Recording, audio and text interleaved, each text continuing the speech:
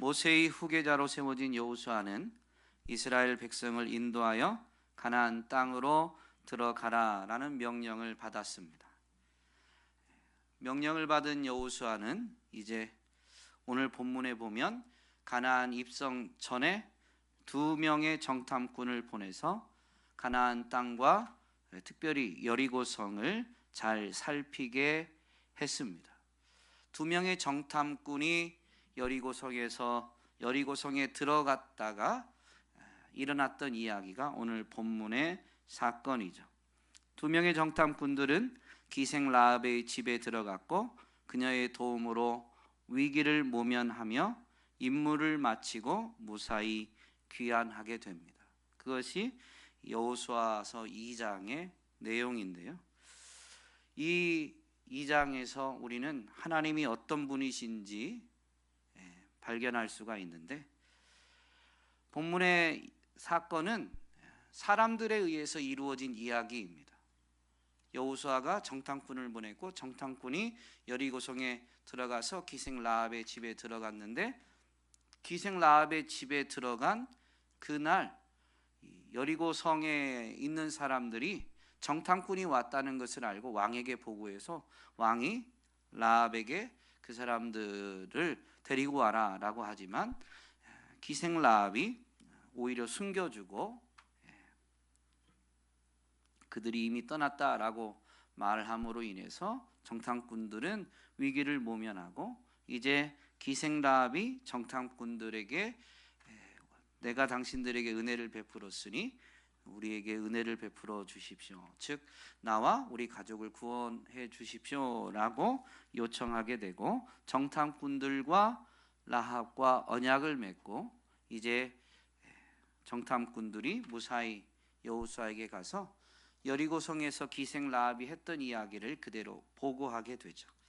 그래서 여호수아와 이스라엘 백성들은 크고 강한 성, 난공불락의 요새인 여리고성을 향해서 나아가는데 이제 두려워하지 않고 하나님 말씀대로 이제 하나하나 한 걸음 한 걸음 나아가게 됩니다. 이렇게 사람들에 의해서 이루어진 이야기인데, 우리는 본문에서 하나님이 어떤 분이신지 어떻게 발견할 수 있을까요? 본문의 이야기를 우리가 다 읽진 않았지만 특별히 정탐꾼들이 라합의 집에 들어갔다가 라합이 이제 정탐꾼들과 대화하는 내용, 라합의 이야기를 통해서 하나님이 어떤 분이신지 알 수가 있습니다. 라합은 먼저 정탐꾼들을 숨겼다가 이제 꺼내주면서 이야기하게 되는데, 9절부터 이렇게 말한 내용이 13절까지 이어져 있습니다. 이것을 보면 기생 라합의 신앙 고백임을 알 수가 있습니다. 그녀가 전해 들었던 이스라엘에 대한, 그리고 그 이스라엘이 하나님에 대한 그녀의 생각, 전해 들은 소식을 통해서 정말로 이스라엘이 하나님이 그런 분이다 라고 믿게 된 거죠. 그래서 소식을 전해 들었지만 그것이 하나의 소문이 아니라 이 라합에게는 믿음의 이야기가 되었고, 그래서 그것을 마음에 간직하고 있다가 하나님의 백성들 중에 정탐꾼이지만 하나님의 백성들을 만났을 때 이야기하게 된 겁니다. 이 부분에서 우리가 알 수 있는 것이 하나 있는데, 여러분, 하나님은 어떻게 알려지는가?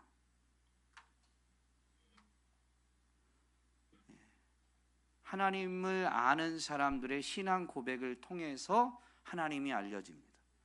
하나님을 아는 사람들이 침묵하면 하나님을 모르는 사람들은 하나님을 알 수가 없습니다. 기생 라합의 이 신앙 고백이 없었다면 여호수아서 2장은 사람들에 의해서 이루어진 그냥 사건들일 뿐이지 하나님이 어떤 분이신지가 드러나지 않습니다. 기생 라합도 하나님에 대한 소식을 들었지만 그 소식을 소문이 아니라 참된 소식으로, 복음으로 받아들여서 마음에 새겼기 때문에 이제 사람을 만났을 때 신앙 고백을 할 수가 있게 된 거죠.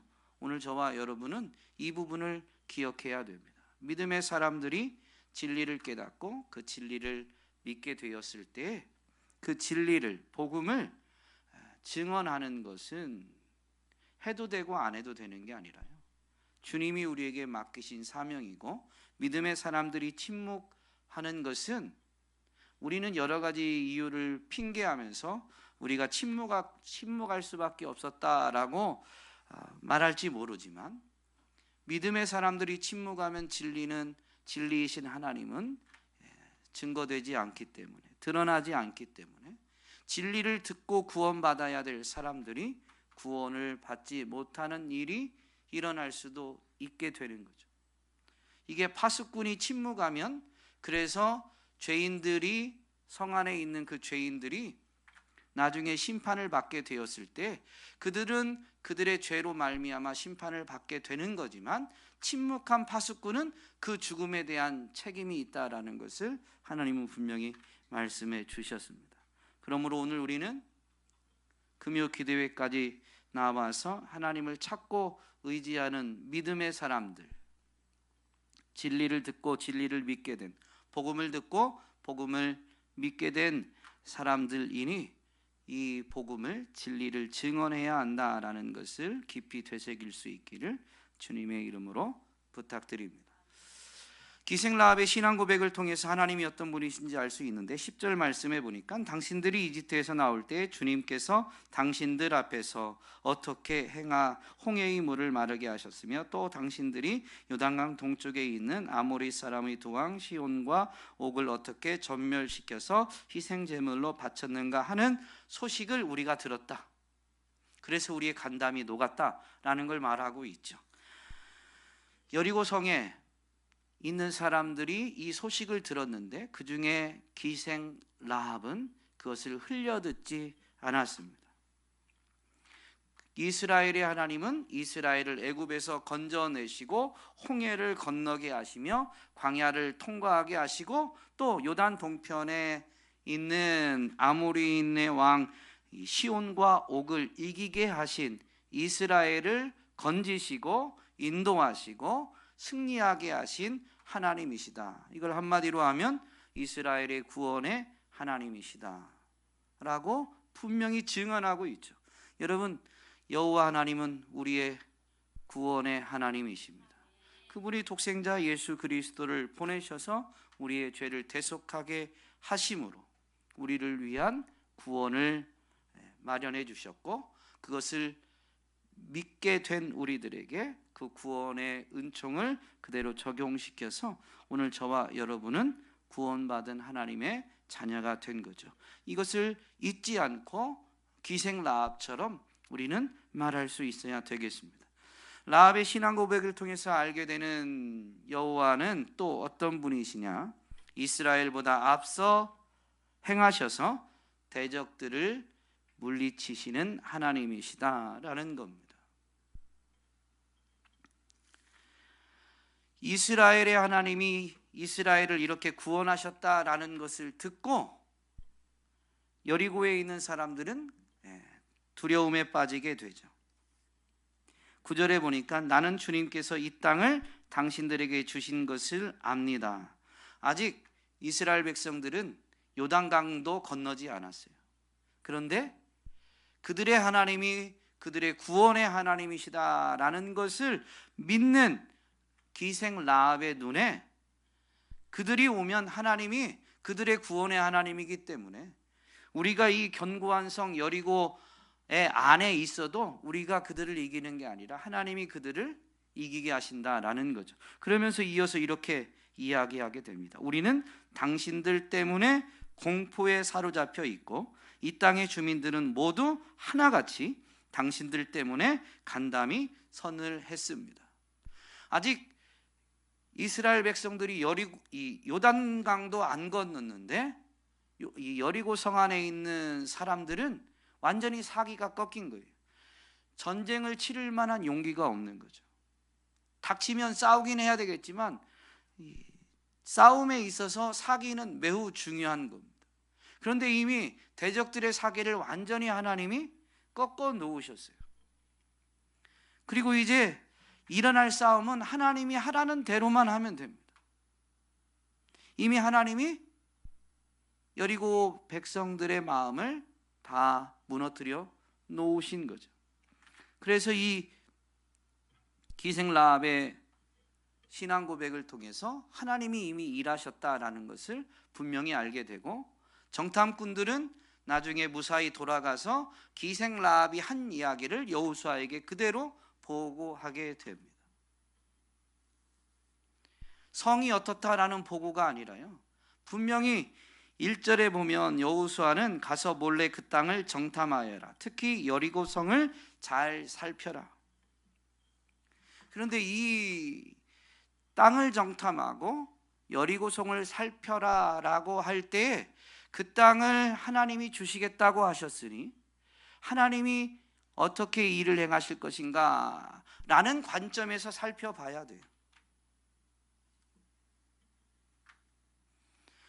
좀 이따가 살펴보겠지만 이 두 명의 정탐꾼들은 봐야 될 것을 볼 줄 아는 사람들이었던 거죠. 성 두께가 얼마고 그 안에 용사들이 어떻고 이런 얘기를 한 게 아니라 하나님이 이미 앞서서 행하신 일들을 보고 하나님이 약속하신 대로 하나님이 이루시려고 이렇게 일하고 계신다라는 봐야 될 것을 정확히 보게 된 거죠. 어쨌든 이 정탐꾼들이 본 것처럼, 이 기생 라합의 신앙 고백을 통해서 알려진 것처럼 여호와께서 이미 앞서서 대적들과 싸우셨고 이미 이기게 해 놓으신 것입니다. 하나님께서는 기드온을 통해서 미디안으로부터 이스라엘을 구원하실 때에도 기드온도 이 두려움이 휩싸이죠. 많은 군대를 데리고 가도 강한 미디안을 이긴다는 게 어려워 보이는데 하나님은 자꾸 사람들을 돌려보내라고 하고 300명만 데리고 가라고 하셨습니다. 하나님이 하라고 하셨으니까 이 순종해서 하긴 했는데 막상 300명을 데리고 미디안과 싸우려고 하니까 엄두가 나지 않아요. 그러니까 하나님이 어떻게 하세요? 기드온의 종 브라를 데리고 미디안 진영에 한번 가봐라. 그래서 미디안 진영에 몰래 들어가 봤는데 그 미디안에 있는 병사들이 이야기하는 걸 그냥 엿듣게 됩니다. 근데 그 이야기가 뭐냐면 한 병사는 꿈을 꿨고 꿈에 대한 해석을 또 다른 병사가 하는데 그게 기드온이다 라고 하면서 하나님이 우리를 기드온의 손에 넘기셨다 라고 꿈을 그들이 그냥 해석합니다. 즉 기드온은 300명의 군대밖에 없지만 미디안 군대 안에, 미디안 진영 안에 하나님이 이미 그들을 기드온의 손에 붙이셨다라는 증표를 보여주셨어요. 하나님이 이미 일하고 계신 거죠. 그래서 기드온은 그 병사들이 한 이야기지만 그걸 듣고 돌아가서 나를 강한 용사로 부르신 하나님이 나보다 앞서 싸우셔서 내가 강한 용사가 아니라 나를 부르신 하나님 때문에 내가 강한 용사가 되었으니 하나님이 미디안 진영에 이렇게 일하셨으므로 나는 하나님이 가라고 하면 가면 되는구나. 그래서 그냥 300명들한테 호소합니다. 자, 일어나라. 이제 가자. 그러면서 횃불 들고 나팔 들고 나가게 됩니다. 여러분, 하나님은 보이지 않는 것 같지만 우리보다 앞서 행하시는 분이십니다. 그래서 내 힘으로 할 수 없는 것도 하나님이 능히 감당할 수 있도록 일하시는 분이신 것이죠. 시 118편의 저자는 대적들이 벌떼처럼 겹겹이 에워쌌으나 하나님께서 그들을 불에 타버린 가시덤불과 같이 만드실 것을 믿음으로 바라보면서 이렇게 선포하게 되죠. 내가 주님의 이름을 힘입어서 그들을 물리친다. 여러분, 이런 믿음의 눈이 하나님이 어떤 분이신가, 나보다 앞서서 싸우시고 하나님이 대적을 이기게 하시는 분이시다라는 것을 분명히 바라볼 수 있는 믿음의 눈이 열려지게 되기를 주님의 이름으로 축복합니다. 그러면 대적이 아무리 강해도 우리는 담대함을 가질 수 있고 평안을 누릴 수가 있는 것이죠. 그것이 세상과 우리의 결정적 차이가 되는 것입니다. 셋째로, 여호와는 약속대로 이스라엘에게 가나안 땅을 주시는 온 땅의 주인 되신 홀로 유일한 참 하나님이시다라는 겁니다. 조금 전에 읽어드린 구절 말씀처럼 나는 주님께서 이 땅을 당신들에게 주신 것을 압니다. 하나님은 이미 그 땅을 이스라엘에게 주셨는데 왜 이게 그대로 이루어지느냐? 이 라합의 신앙 고백을 보면 11절에 위로는 하늘에서 아래로는 땅 위에서 과연 주 당신들의 하나님만이 참 하나님이십니다. 이스라엘의 하나님만이 하늘 위에서나 땅 위에서나 유일한 참 하나님이시다라는 것이죠. 그렇기 때문에 온 땅도 그분의 주권대로 행하실 수 있는 것입니다. 우리는 이 하나님을 분명히 바라보는 그런 믿음이 있기를 간절히 소망합니다. 또 우리는 본문에서 어떤 교훈을 얻을 수 있을까요?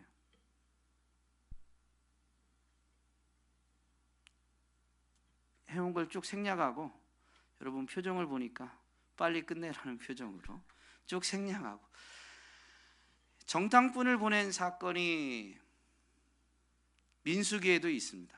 모세가 각 지파에서 한 명씩 뽑아서 12명을 정탐꾼으로 보낸 적이 있죠. 근데 12명이 갔을 때와 오늘 여호수아가 2명을 보낸 사건을 보면, 여러분 사람이 많이 가야 제대로 보는 게 아닙니다. 봐야 될 것을 볼 줄 아는 사람이 가야 정탐을 제대로 하는 거예요. 여호수아는 왜 2명만 보냈을까요? 아마 모세의 실패, 민수기 사건을 통해서 분명히 교훈을 얻었을 거예요. 12명이 갔지만 그때 하나님의 말씀을 붙들고 믿음으로 바라본 사람은 여호수아와 갈렙 2명밖에 없었습니다. 딱 2명만 있으면 된다라는 의미는 아니지만, 어쨌든 여호수아는 그때의 경험을 살려서 땅을 정탐해도 하나님의 말씀, 하나님의 약속의 관점에서 하나님이 정말로 말씀하신 대로 이루실 것인가? 하나님이 약속하신 것을 어떻게 이루실 것인가? 그 관점에서 땅을 정탐할 수 있는 사람을 선별해서 보낸 것이 아닌가 생각이 됩니다. 여기에 2명 보낸 이유는 없지만, 왜냐하면 2명이 와서, 사실 2명은 정탐을 성공했어요, 실패했어요? 엄밀히 말하면 명령을 보면 가서 몰래 그 땅을 정탐하여라. 특히 여리고성을 잘 살펴라.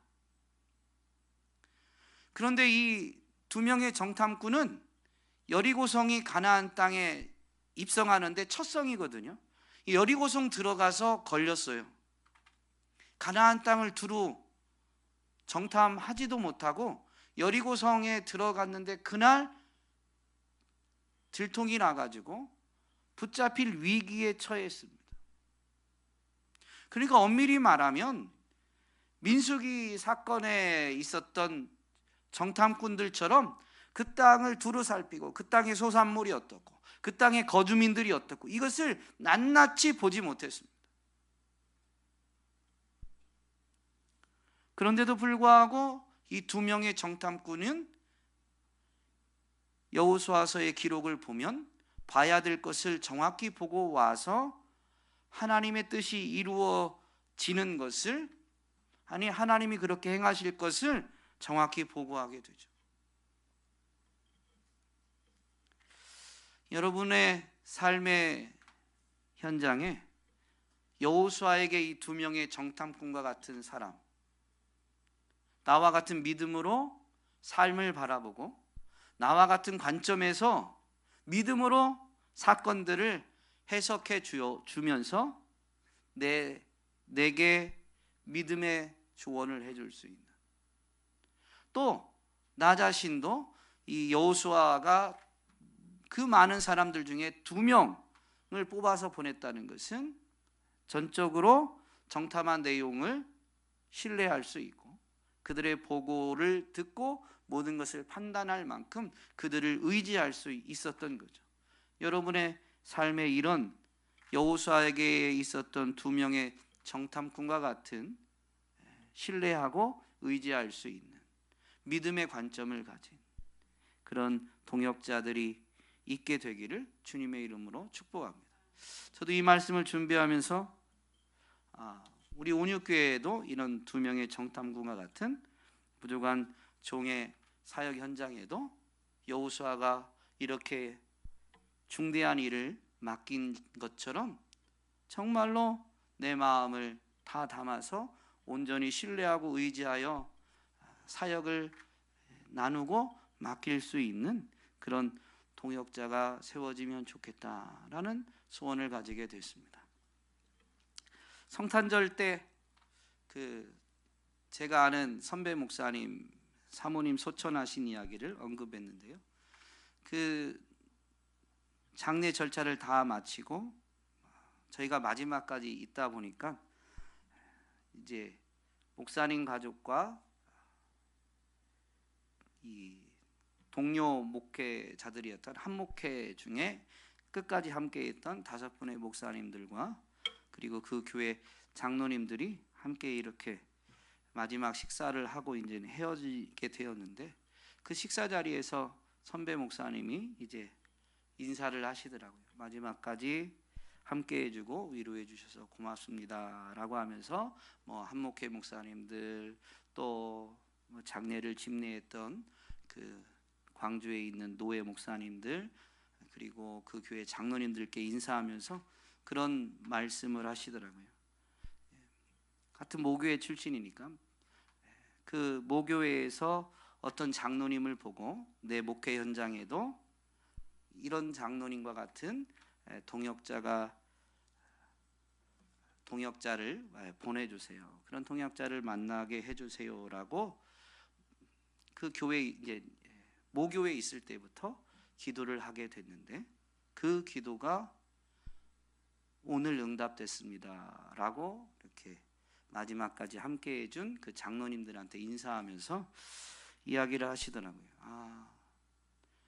어떤 말로도 그게 설명되거나 위로가 되진 않지만 그래도 그 고난의 터널 너무 아픈 그 순간에 목사님에게 그래도 하나님이 합력하여 선을 이루시는 위로를 주신 그 부분이 저런 부분이 아닌가.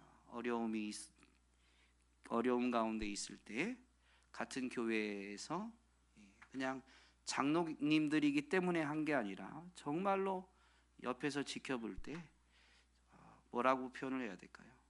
이런 표현이 참 적절하진 않지만 목사님의 수족이 돼가지고, 왜냐하면 목사님은 이제 그 빈소를 지키다 보니까 근데 막 온통 시선이 거기가 있어서 목사님이 뭘 원하시는지, 목사님이 얼마나 힘들어 하시는지 온통 그 장로님들이 시선이 거기가 있어가지고 막 조문객들을 돌려보내요. 목사님 쉬셔야 돼서 그만 돌아가시면 좋겠습니다. 그런 것들이 아마 잘 전달이 됐겠죠. 여러분, 순례자의 길, 믿음으로 걸어가는 순례자의 길에는요, 정말로 내 모든 것을 믿고 맡길 수 있는 믿음의 동역자를 만나는 것처럼 큰 복이 없습니다.